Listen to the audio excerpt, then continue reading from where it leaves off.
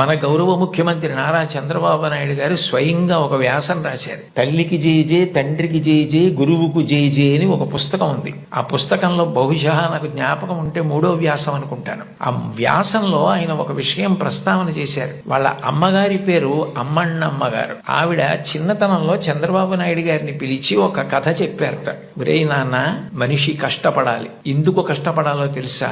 ఒకరింట్లో ఒక పంది, ఒక నక్క రెండు ఉండేవి. ఆ పంది చాలా కష్టపడి పనిచేసి మధ్యాహ్నం ఇంటికి భోజనానికి వచ్చేది. నక్క పని చేయడం మానేసి చెరుకు తోటల్లో తిరుగుతూ ఊళలు వేస్తూ వచ్చే ముందు బురదలో పొర్లాడి వచ్చేది. పంది ఒళ్ళు కడుక్కుని వచ్చేది. ఇంటికొచ్చి శుభ్రంగా ఉన్న పందిని చూసి ఇదేం పని చేయలేదనుకుని మంచినీళ్లు మాత్రమే పోసేవాడు యజమాని.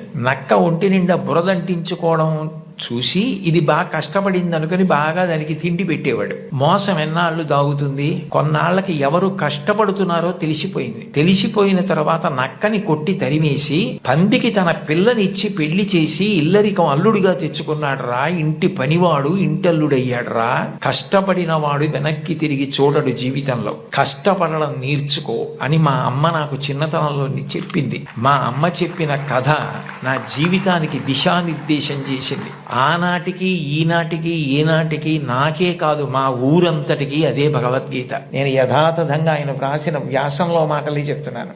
ఆ మాటలే నాకు స్ఫూర్తి. ఇప్పటికీ కష్టపడడం నాకు అంత సంతోషం. ఆ కష్టపడడం అన్నది నేను మా అమ్మగారి దగ్గర నేర్చుకున్నాను. ఆ కష్టపడే ఇవాళ ఈ స్థితికి వచ్చాను. నేను ముఖ్యమంత్రినైనా మా అమ్మగారు మాత్రం మా ఇంట్లో గట్టిగా 3 రోజులు ఉండడానికి ఇష్టపడేది కాదు. మళ్ళీ వెళ్ళిపోయి ఆ నారావారి పల్లెలో తెల్లవారి 5 గంటలకి లేచి గొడ్డు గోద పొలము పనులు అవి చేసుకోవడం, ఆ కష్టపడ్డము ఆవిడికి ఎంత సంతోషము అని అమ్మగారి ప్రేరణతో తాను ఎంత వృద్ధిలోకి వచ్చారో వ్రాసుకున్నారు.